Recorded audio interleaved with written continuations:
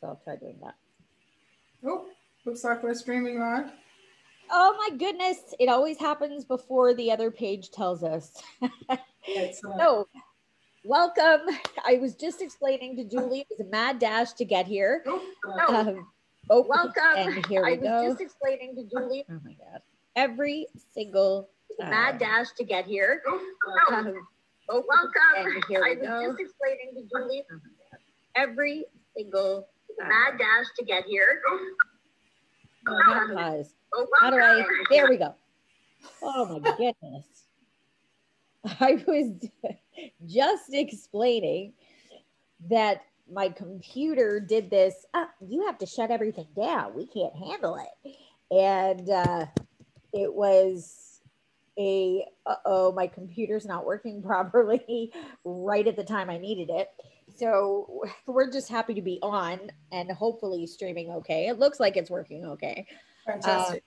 But I'm here with Julie Easen, who is tuning in all the way from Wales, which is super exciting. And again, I want to reiterate how lucky we are that we can connect with people all over the world, that there are some blessings to this pandemic, which I mean is really weird to say, but we have learned that we've got an ability to communicate at our fingertips, and we've always had it. We just were forced to find it and use it during this pandemic. So welcome from Wales. That's amazing. So tell everybody a little bit about you and this journey you've been on to entrepreneurship. Okay, so gosh, I don't even know where to start. This is my the beginning of sort of early stages of my journey as an entrepreneur.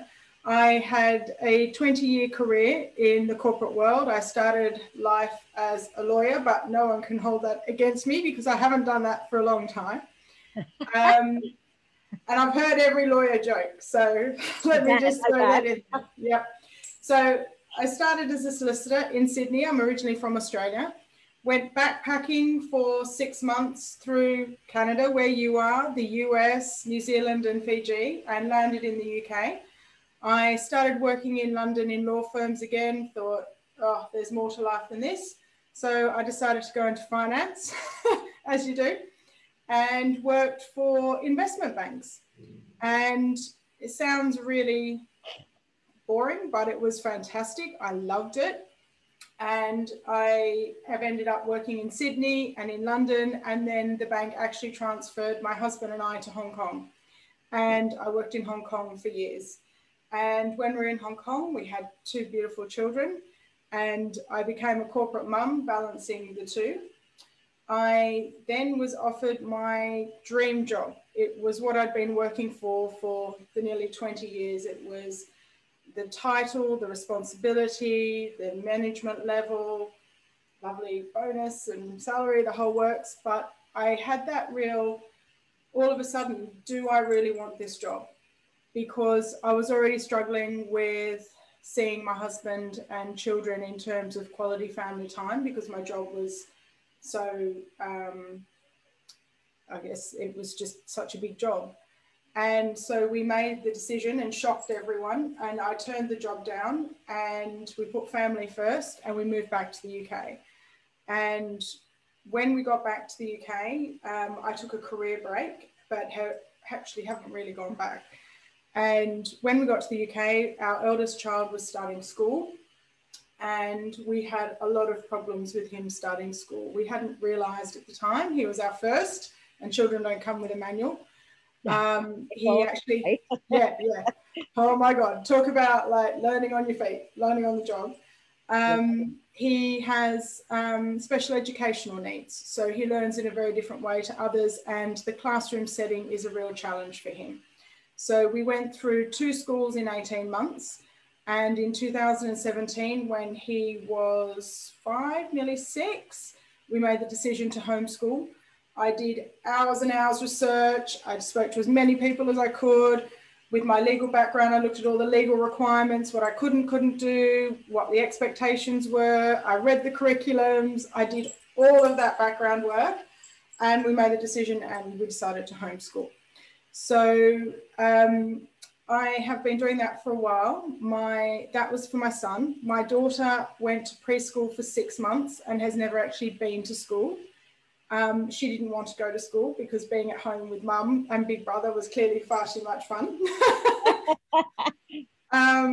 And it's been fantastic. My focus has been truly on my family, which is why I took the break. But I guess, like all parents, you know, as much as we moan about having to work sometimes, it does give us an outlet for having a bit of us time and also having more interaction with other adults. And I know a lot of stay-at-home parents will probably completely connect with what I'm saying, that as much as we love our children, sometimes you just want, you know, to be me. And I really struggled at first with leaving the corporate world and who I was, my purpose, because my job wasn't to be full-time mum. My job was to have this big job, have this career and provide financially, and that was it. So that was a huge transformation for me, and it took a while.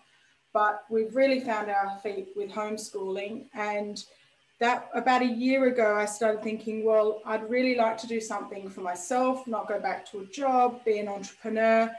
We had a bit of a family emergency last year, which put things back a bit more. COVID, of course, just hasn't helped. Yeah. And it's taken me a long time to work out what it is that I want to do business-wise. So thankfully, I came across a Facebook post that you put up and reached out to you. We had this fantastic conversation for an hour. Yeah. And I joined your coaching program, and I can't believe we're at 12 weeks already. And in that time, I initially started focusing on corporate mums, thinking back to my career and what I used to do. And then it was only a few weeks ago, wasn't it? Had that absolute brainwave of, oh my God, what am I thinking about? I don't want to go back to what I'm doing. I can add a lot of value, but my life now is the children and homeschooling. So I remember I sent you that text message going, what if?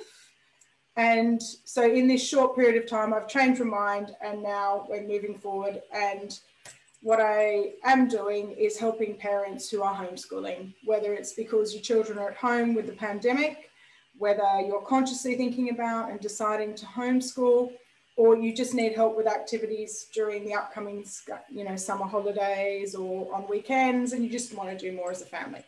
So that's really where I've been. And the last 12 weeks has been phenomenal. It's been really transformational. Oh, that's amazing. I love hearing that.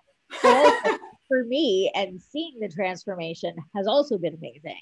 Yeah. And you know, before I continue, we've got CL here in the conversation. And so a shout out to him. And Carmen joined us, and she said, so excited to see you or see us. You are both so amazing. Bisous, Carmen, thank you. But I remember getting that text from you saying, what if? And then you kind of, I think you had answered your own question, because you're like, because I've got these resources, and I've got this, and I've done this. And I'm like, oh. Right.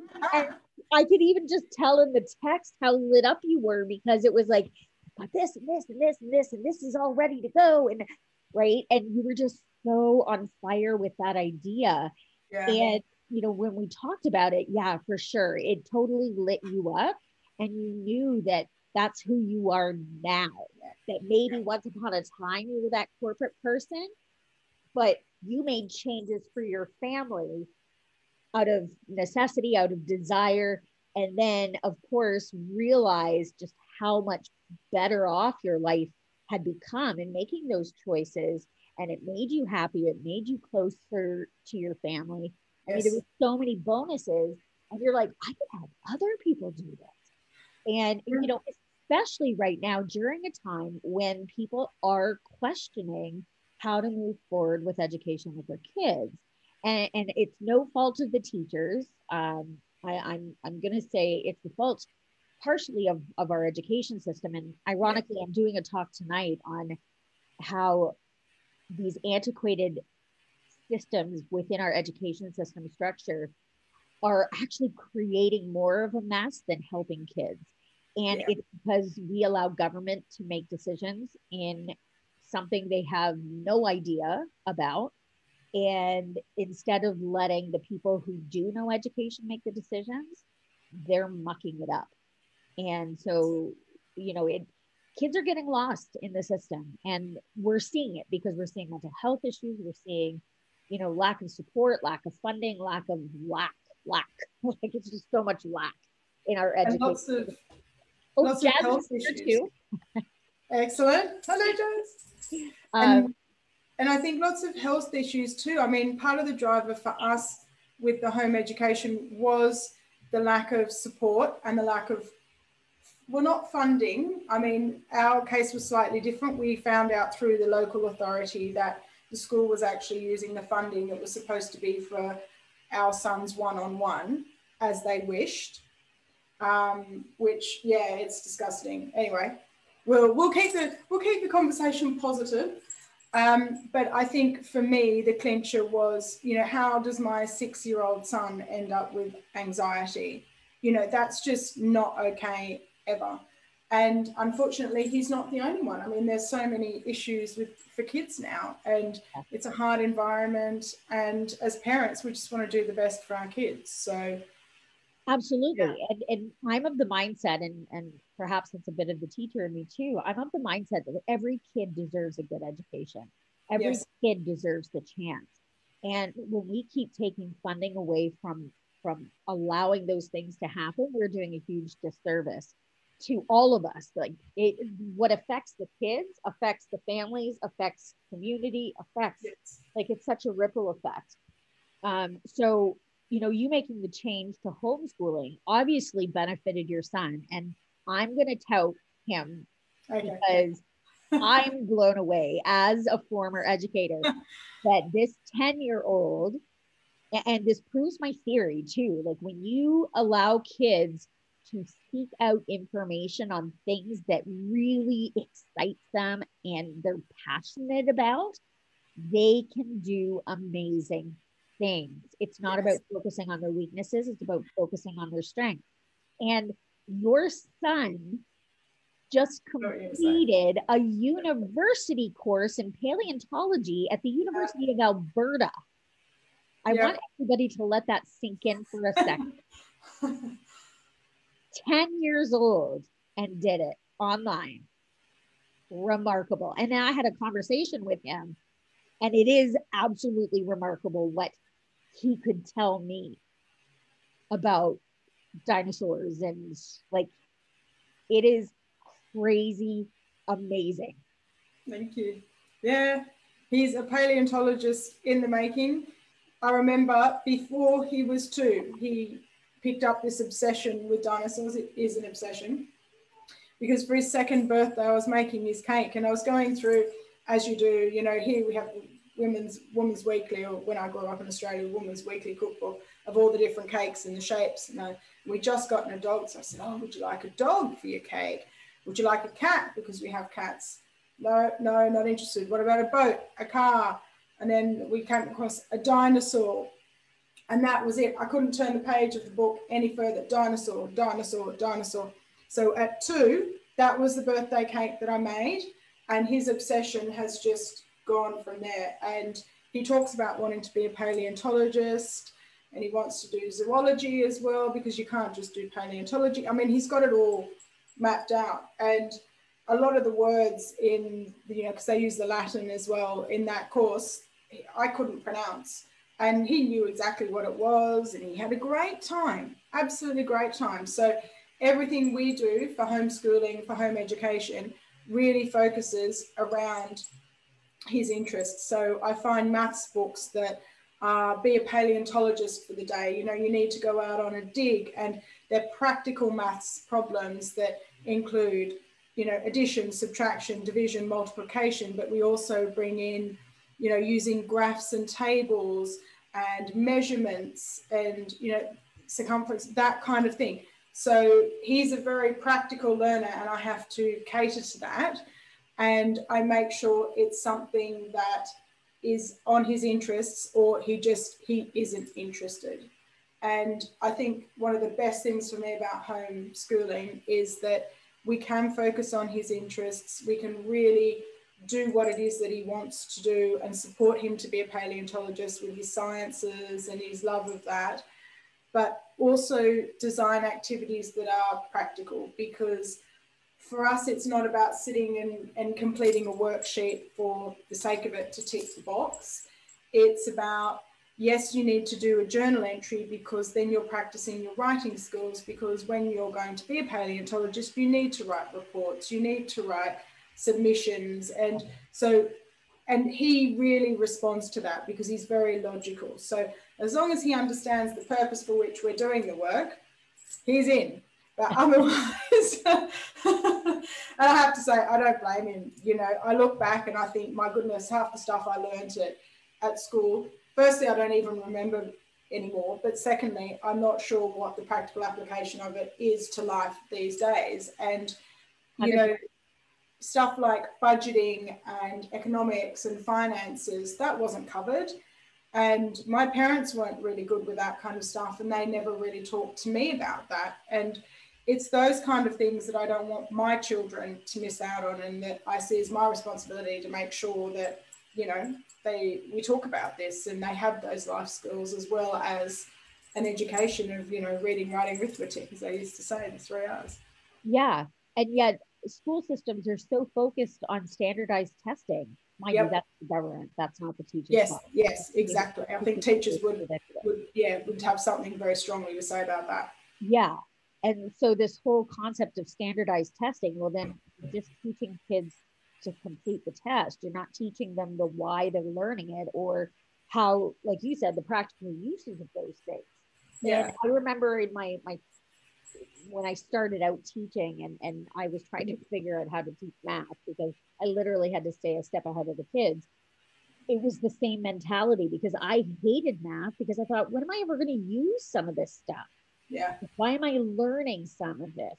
And so, you know, we were doing a unit on fractions. I was teaching a split grade, so had to figure out that as well. Yep. And so I just thought, okay, what is a practical use of fractions where I can show the kids how it's used in real life? And we had a home ec room in the school, which, I mean, home ec no longer is taught. So those rooms sit empty, which I don't understand. And I asked if I could use it. They said, yeah, go ahead. And, you know, I brought in ingredients for a cookie recipe.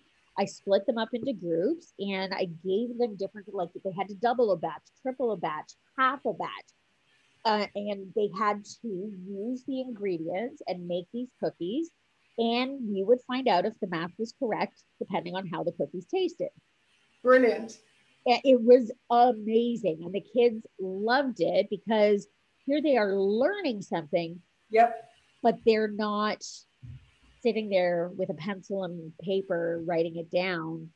They're actually hands-on, doing the math, doing the measurements, cooking. Like, it was such a wonderful experience. Now, not all the math was correct, and I had to taste all the products. It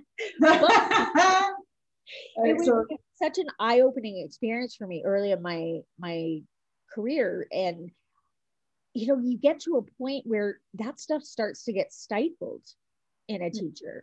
You're encouraged not to do that. Well, if your class does it, it's expected all the classes should do it, kind of thing. And some teachers, you know, I mean, there are some teachers who are of the mindset that they're old school, and learning the 3 R's is what you do. And right, it's that antiquated mentality that one schoolhouse is the way things worked before, it should work now. But it doesn't. We've evolved. Things have changed. I know. Especially these days. I mean, even just the use of technology. And there's the whole debate about how much technology is good technology. Is it good technology? Should the kids be in front of the screens? But, you know, the reality is they're going to have these skills, because this is the way of the world. And look at how even we're interacting on Zoom and things like that. I mean, when I was working, I worked for an international company. So doing video calls for me was every day. I was part of, you know, global teams. I led and managed a regional team. So I had direct reports, not just in Hong Kong, but around the region. But now it's much more every day. And if the kids can't do that, then I think it's a bit of a disadvantage. Yes, I agree with you, right? Especially because we're like, no, put the screens down. No, you're not allowed to have calculators. No, you're not allowed to have your phones in the classroom. Well, how many adults go and look up a word in the dictionary? I know. If they open Google, right? So why do we expect kids to do that? I mean, not that it's a bad thing that they learn that those things exist, but that's not their reality anymore. Their reality is, let's check on Google. We've got information at our fingertips. They don't need the Encyclopedia Britannica anymore because they can just Google it and find out all the information necessary.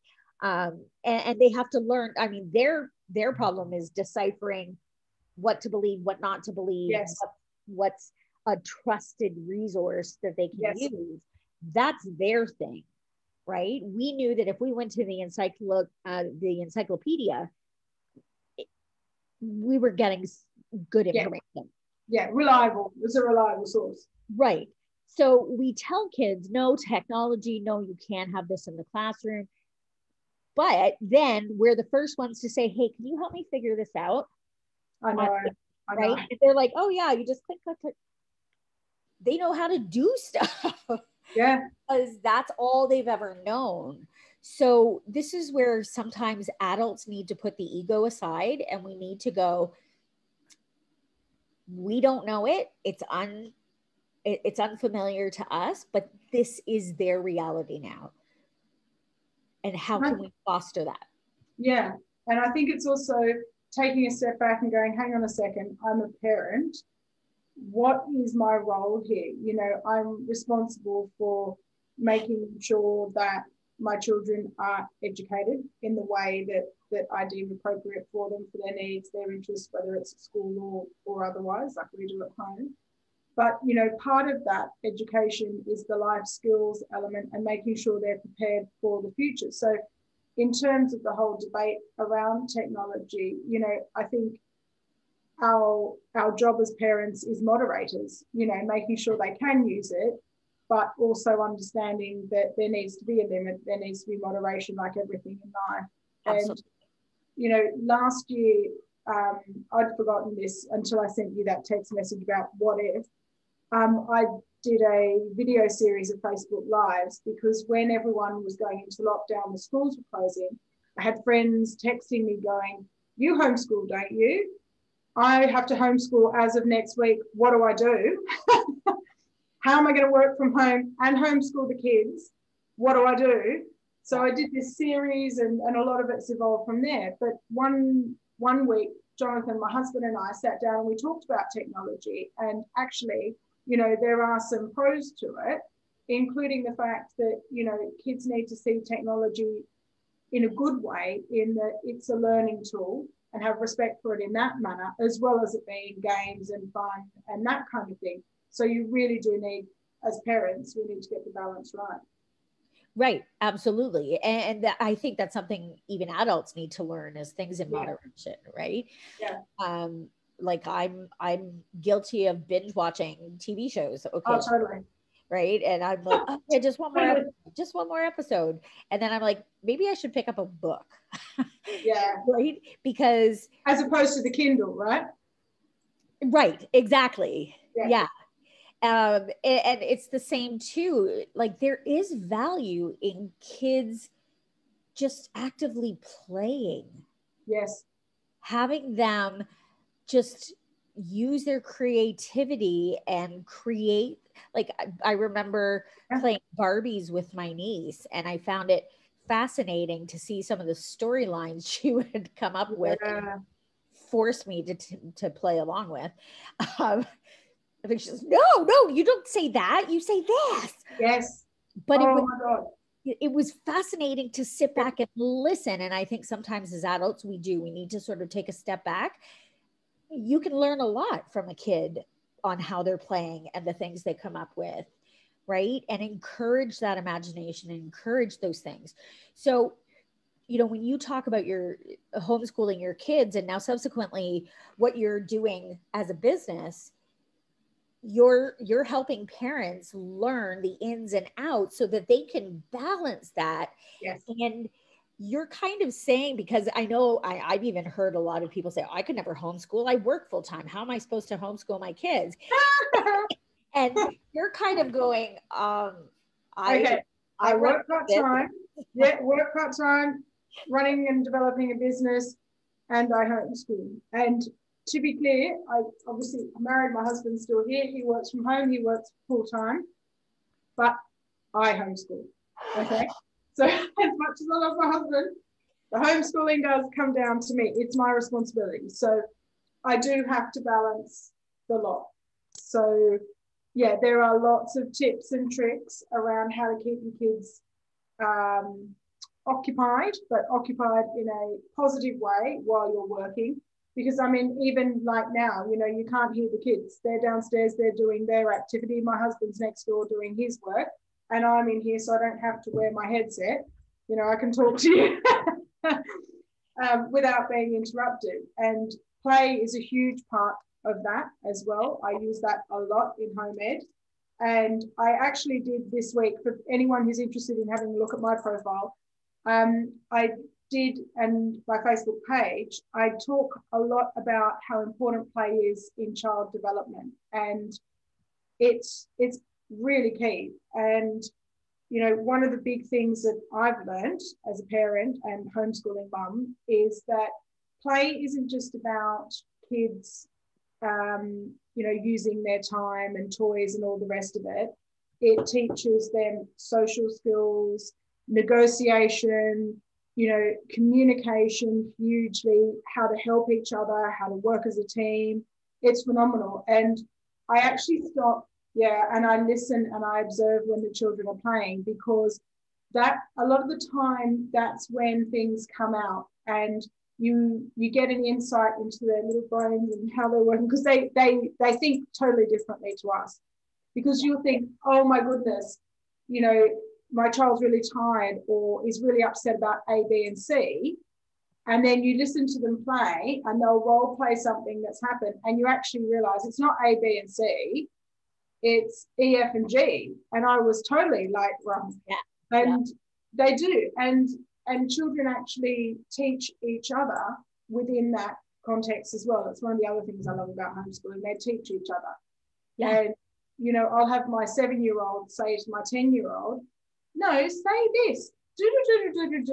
So my 10-year-old, and initially it used to be very one-sided, where she would be helping him with play and social rules and interactions, whereas now it's much more balanced.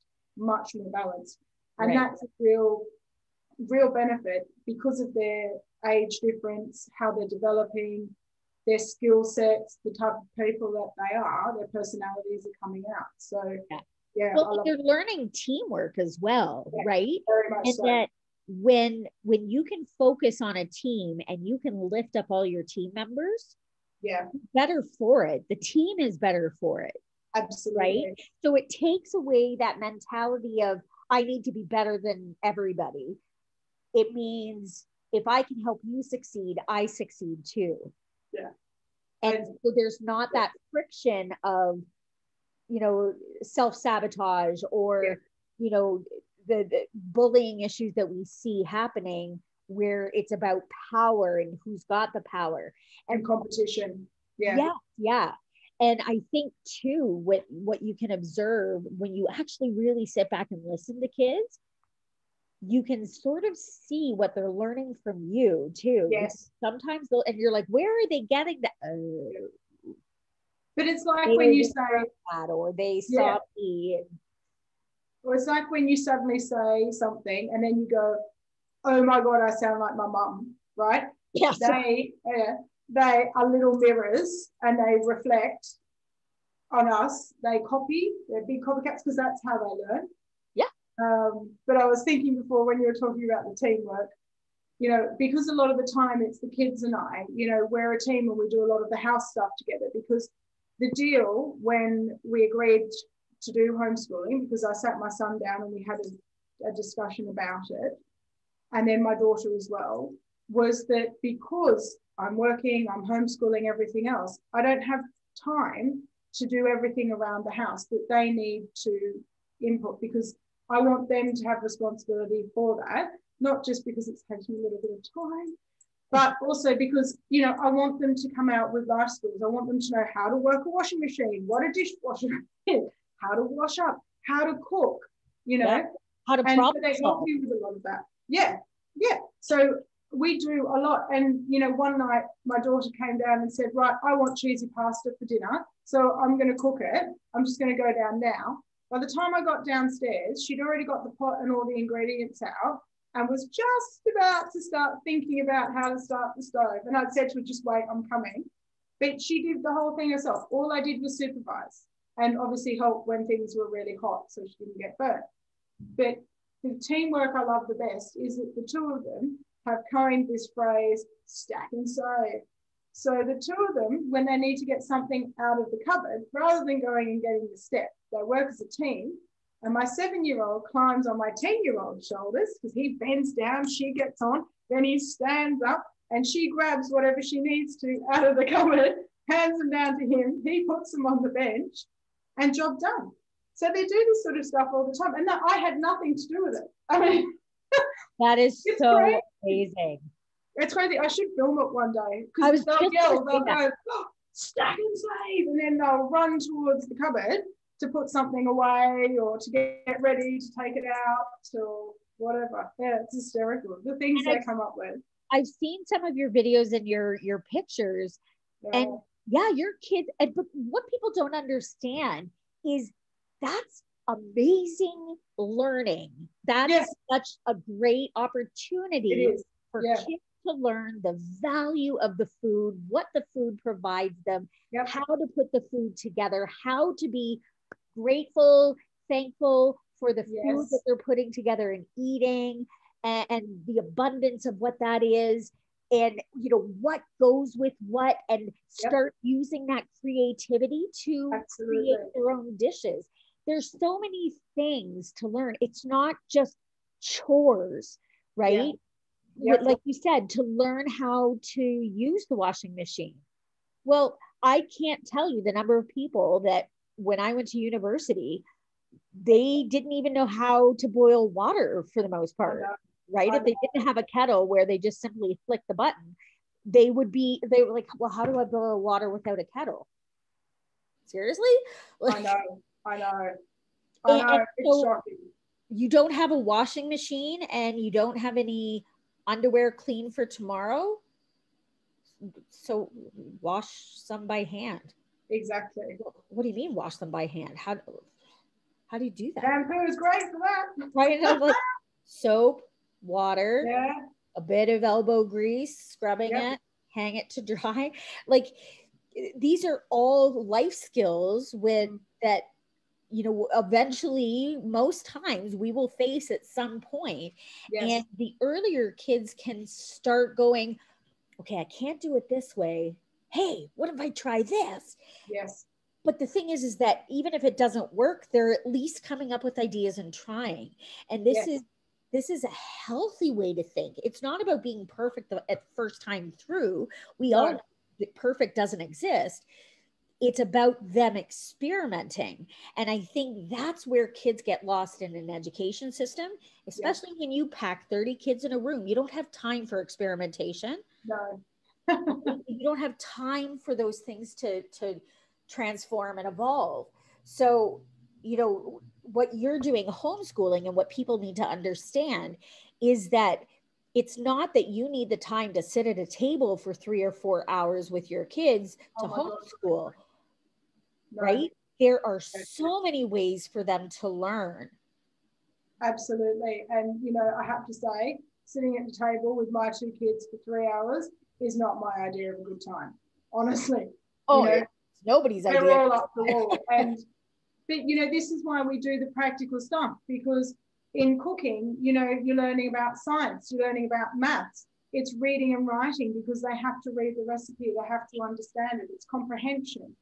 And I think as well for us from a practical perspective, I'm severely lactose intolerant, as are my children, especially my son. So for us, it's also about educating them around what they can eat and their bodies, and so that they can have a healthy lifestyle going forward, and they don't have some of the issues that I've had. Because when I grew up, no one really knew about lactose intolerant. People thought I was celiac. And I was like, well, no, I can eat that. That's fine. But all these other things are setting me off. And it wasn't until later in life that I worked all of that out. So, that's really good, because we're able to find alternatives for the kids, but then they also understand. So when we go out or when we see friends or whatever, they know to say, I can't eat this, but I can eat that. Yes. And yeah, it gives them an outlet. Same with food allergies, same with any kind of, issue with food, or what's healthy, what's not healthy, what's good fat, what's not, right? Like, these are all things we try to teach kids, but we teach them in the context of sitting at their desk, learning about good vegetables versus fried food, right? But when you can say to a kid, here's how we make healthy choices, and it's okay to have the fried food every now and again. We indulge, it's worth trying new things, but let's think about what's good for our body and what our bodies need. Our body doesn't need lactose. It doesn't handle lactose. So what can we do in place of that? Like, that is learning. That is, it is actually, something that they can take away, and it's information that helps them later on. They have more of an understanding of other people with intolerance or with allergy, like food allergies, and whether, like, rather than having that talk about, well, we've got some food allergies in the class, so we can't have peanuts. And then you've got kids who've never experienced that, somebody could possibly die if there is a peanut in the room. Exactly. So their mentality is, well, why are we having this talk, and why can't I have peanut butter? Exactly. In one ear and out the other. Yeah. Exactly. Right. Well, and that's even true. I can't tell you how many parents I have encountered who are like, well, this is ridiculous. We used to be able to bring whatever we wanted for lunch. Yeah, but that's because kids wouldn't die if I know. Like, I know. This has become a problem more so now, or at least perhaps identifiable. Exactly. So we didn't have it before because the kid died before they got to the classroom, and that being a problem. Yes. Right. It's more, we're more aware now of these things that are going on and what it is. I mean, even just me not knowing about the dairy and the problems it caused, and as soon as we worked it out, light bulb moment. And, I've been able to save my kids from what I went through as well. But, to your point, kids are always learning when they're playing, when they're reading, when they're watching TV, when they're cooking, when they're doing whatever. They are always learning, especially at such a young age. And it's just the perfect time to come in. And I think the other reason as well, just on the cooking and talking about food, with my son and his special needs, a big thing for us, and other special needs parents will get this, and I know you will, Deva, but texture can be a huge issue. And so, trying to work out what foods he will and won't eat, but then as well, not just that, but on the plate, we went through a huge, long period of won't eat this food can't touch this food on the plate, or he won't eat either. And if this food is on the plate, he might not eat the whole thing. And only certain foods can go together. So you can only have pasta with this sauce. You can't have pasta with that sauce because that doesn't compute. That doesn't work. You can't serve, mashed potato with this food because they're not a combination that we're comfortable with. So, and him cooking and doing all of this with me is helping us get through a lot of those and get him to actually taste a broader variety of foods and, really widen up choices and makes it easier for me with not having to cook more than one meal at mealtime. So, and that's the thing too, right? I can't tell you the number of friends or parents I know who do. They cook multiple things because each you have to. Or one kid. So they cook almost 3 meals at dinner time to please everybody, when you can, one, give them some responsibility. Okay, Yes. if this is a problem for you, you teach me how, let's work this out together. And then they start also seeing that it's not just about them. They also have to think about the other people around the table.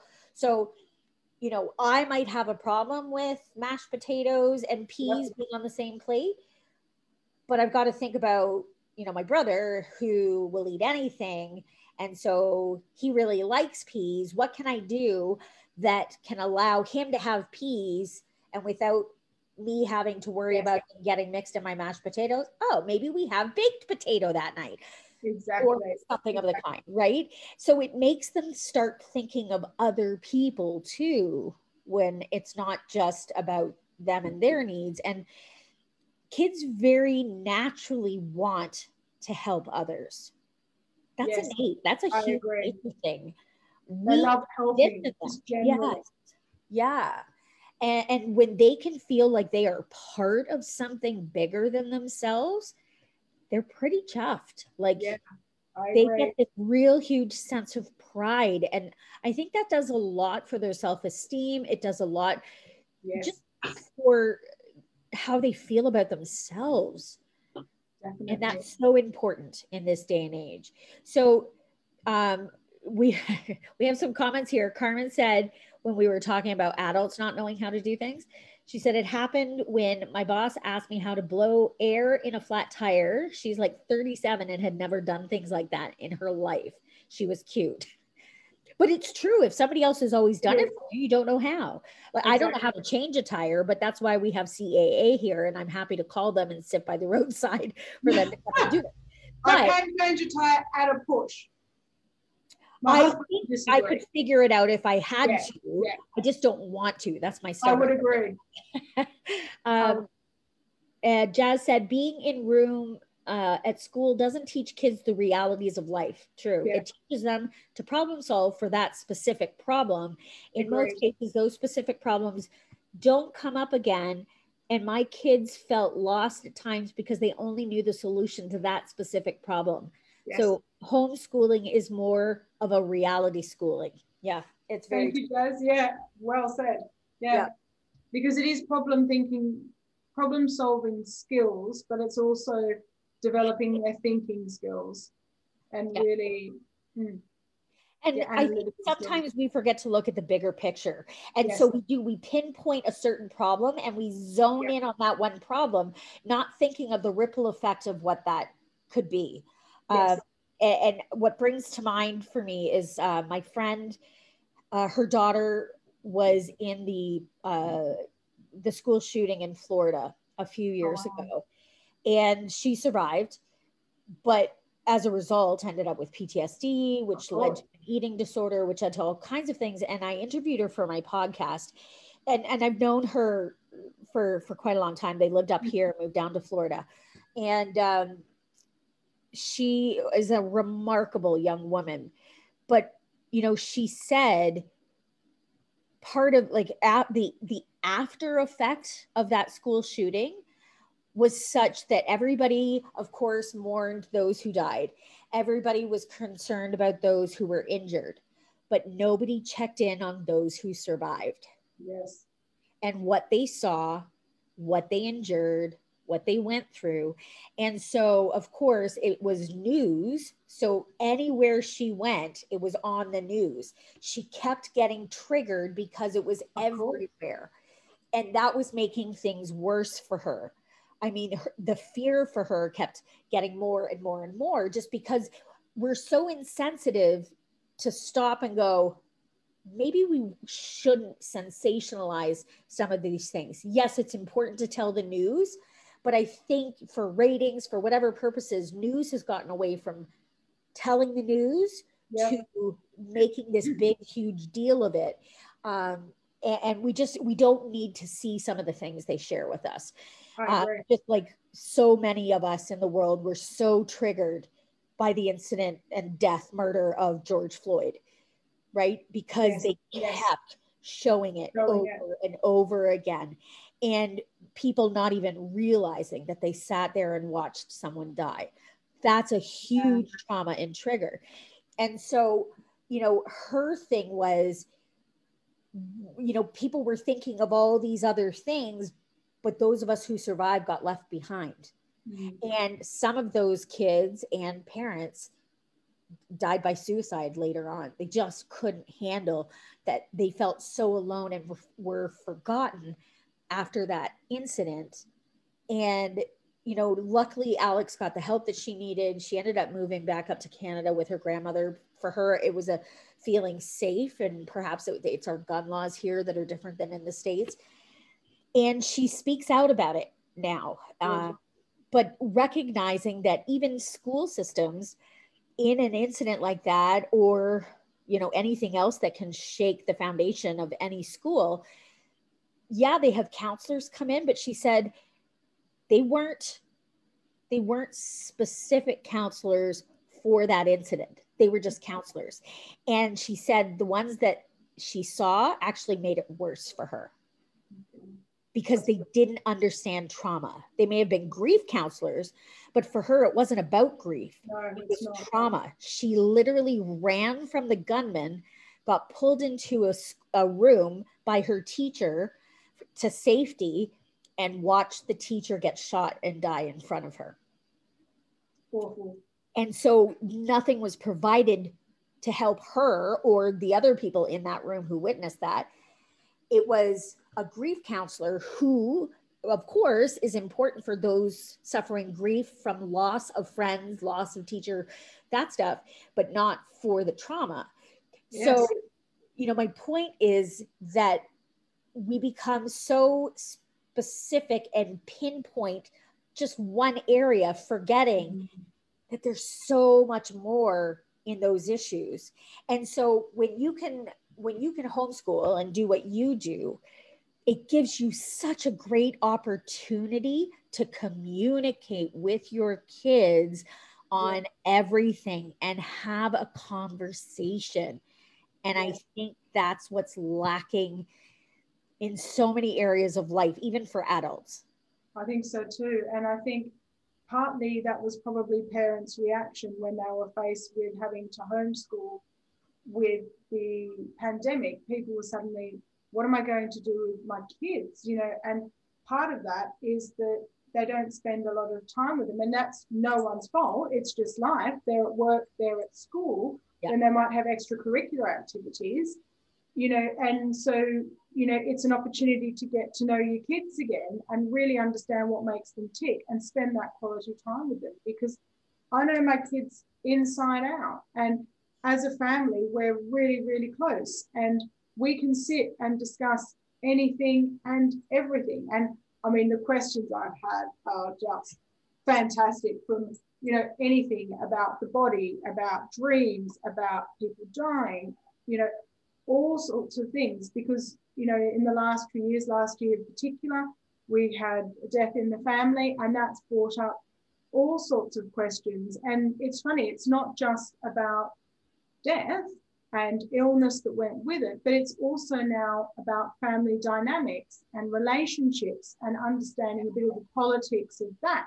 And that's becoming really interesting, because you can see that the children are very perceptive. They listen, and, you know, it might take a couple of days, but then they'll come back and then they'll ask a question that's absolutely spot on. And it also makes you look at your relationships as well with your family. And, you know, I parent very differently from my parents, and that's also very conscious for a number of reasons. But, you know, I think the children are beginning to understand that the upbringing I had is very, very different to what they're getting, and that for me is a big driver in homeschool and giving them this opportunity and, you know, the lifestyle that we have. I don't want them to have a lot of what I had.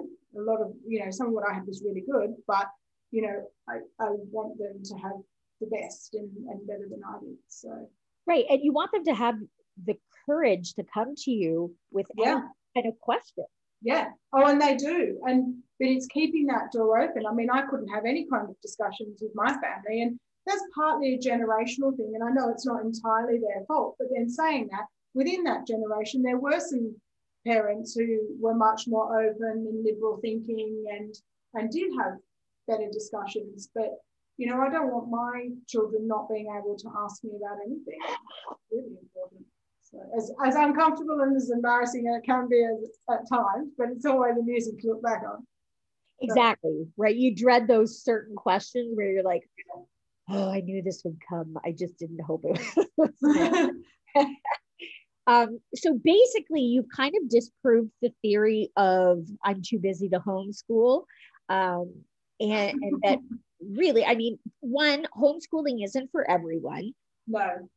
But you're also sort of showing people that it's way more accessible than people think as well.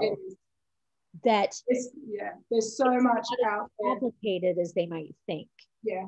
And you know, one of my goals in setting up my business is when I first started, I didn't know about half the resources that were out there, the groups, and I didn't have a lot of support, and I didn't have a strong family network to fall back on either.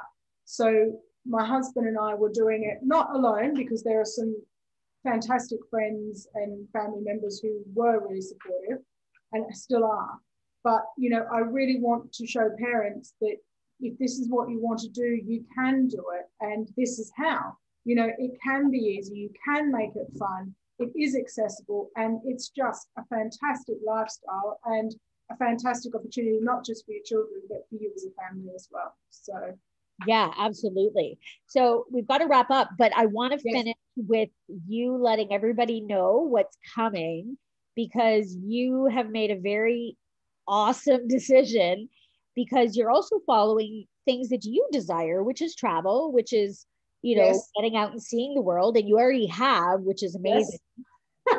So tell everybody what's on the horizon, because this excites me. I want you to adopt me just so I can be part of it. Excellent. Hopefully that'll be rude. So I stumbled upon a little thing called world schooling a few years ago, and my husband and I in the next year or so want to buy a van and convert it so that with our two children we can live in the van and travel full time.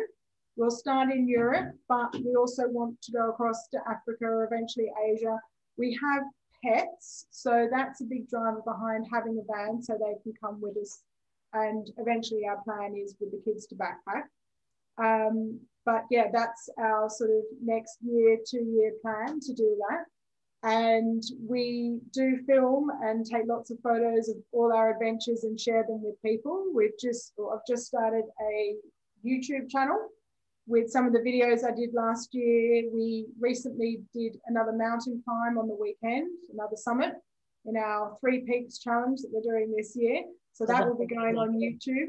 Yep. And then next year, as we build, buy, convert, build the van, and then go on our adventures, that will also be shared on YouTube as well. So I can come back in later and share the link to the YouTube channel. I think you might have it for people to have a look, because to me, it's all about sharing my knowledge and experience with other parents. And, you know, well, to understand your journey from corporate woman to corporate mom to like all these transitions you have made, and all have been great for you in your journey, but how much you are reveling in this, you know, being able to be there for your kids while still doing the things you love. It's not about sacrificing everything. It's about including them in the dream and including them in this journey, because there's so much for them to learn. And they may go off and make decisions differently and say, you know what, I want to stay in one place. And, you know, your son may go, no, I'm going where the dinosaur is, like where they're found. He may move to Alberta. I know. He's talked about it. And he said, why would I want to live in just one place, Mum? That's boring. Oh, yeah, it's awesome. I love exactly. So when you say they want to live in one place, I'm like, no. Yeah. But you're right, they may, and that's their life. That's for them to choose. Right, but you're getting this opportunity right now. An option so that they can go and make good decisions about their life and what they want to do. Yeah. It always makes me sad when I encounter people and they're like, oh, I've never been out of Ontario. Oh my God. I know. And I'm like, there's even just so much at your fingertips. Just drive across the border to Quebec, or drive through the prairies, or right, like there's so much even just here, or just cross the border into the States. It's like a different world when you cross that border. And yet they're like, no, I have no desire. I'm like, what? What do you mean? Like there's so much out in the world to experience and to see. And we have never been at such a place in the world where we can actually go and experience those things. That's right. Right? It's so easy now. Yeah, and even starting on your doorstep. I mean, we do regular nature walks, and we have a massive reserve within 10 minutes of our place.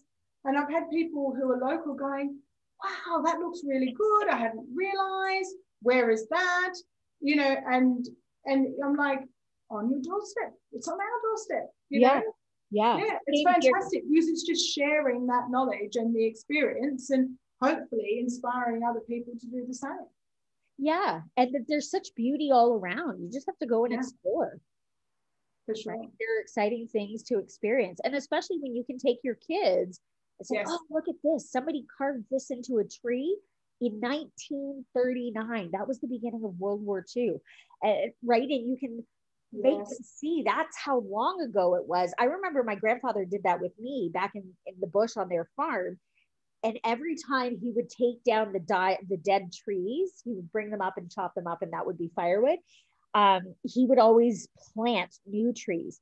So that's how he educated. These are saplings. These are going to grow into these big trees, but it's going to take 20, 30 years. Yeah. These trees are probably 50, 60 years old. And my mind was blown. I'm like, that tree is older than you. I know, it's phenomenal. Right? But it's all part of exploring the world, exploring nature. And you're so doing that with your kids. And the fact that they are so stoked about, you know, doing these climbs, and they're practicing, and they're, you know, they're training. Next one. Yeah. And part of it is also our chomping at the bit to get out and travel more. And because we used to travel a lot more, as in broadly, but by the same token, really enjoying this year with the restrictions, being in Wales and being, you know, looking at what's on our doorstep and making sure we enjoy where we are before we then go off and do some more travels, you know, abroad again. Yeah. So making the most of that. I mean, some of the stuff we've done, even I think I mentioned to you, we went to France a few years ago. We went to Lascaux, which is the recreation of cave drawings from cavemen. The kids loved that. That was just mind-blowing when they realized that this is what the cavemen had done. And it's, you know, we were there where they'd done it in the cave. You know, they came home and where we were staying, crushed up clay and started doing their own cave paintings using the clay. And, you know, we went to another place in France where it had been part of the war when the Germans, after the armistice, had started retreating. A whole village had been razed, and instead of destroying the village or sort of bulldozing it and starting again, they left the village as it had been left, as a memorial to all of those people who lost their lives. And so we were walking through this village as it had been left, the ruins, and it started to actually, you could see the clogs returning, that the kids were like, wow, this many people died, because it's not until you walk through that you get a feeling for however many hundred people, because it's just a number, right? Right. When you see it's a whole village and you see how big the village is, and you see the doctor's car from the 1940s in that particular style, and yeah, it's fantastic. And there's an energy there too, right? Yeah, same as the Colosseum, same as all these ancient places, there is an energy, and you can't explain it until you've been there. And you feel the lives that were there before. I remember being at the Vatican, like just on the grounds in front of the cathedral, and thinking, wow, the feet who have walked here before me. It blew my mind. And I was 17 at the time and able to think that way. And it is mind-blowing. So when you can get them experiencing it firsthand versus seeing it in a book, they don't appreciate it as much in a book as when you can actually step foot in that place. I remember my mom and I in Amsterdam went to the Anne Frank house. Oh, yes, yes. And what a humbling experience. Yes. Right? We'd read the book, and I loved the book when we read it in school. And I was always fascinated by the story and saddened by the story.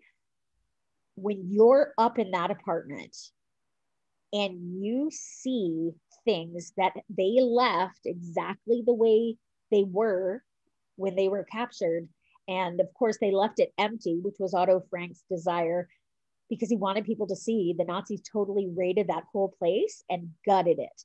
But you could see where the counter and the sink was, where the sofa was, because of, you know, the way the wood had worn down where the legs of the sofa were. And you could see all these things. And my mom and I, when we left, we kind of went, I kind of feel like we need to go and sit, have a tea. Yes. And just and process. Yeah. And of course the energy there as well. It was, you would never think that something that seems so simple could have such an impact, but it does. It does. So when you can get kids experiencing those things, the value that they take, and you know what they can, and it doesn't have to be in Amsterdam. It can be literally, like you said, in your backyard. Yes. Right? It can be 5 minutes up the road. Yeah. And I think, you know, parents sometimes forget how accessible things are. And if you go to the effort of sending an email, of making a phone call, you can make your life so much easier. You know, I've taken my kids and we've had a private tour of the Houses of Parliament in London because I wrote to them and said, I'm a homeschooling mum, one of my kids has special needs.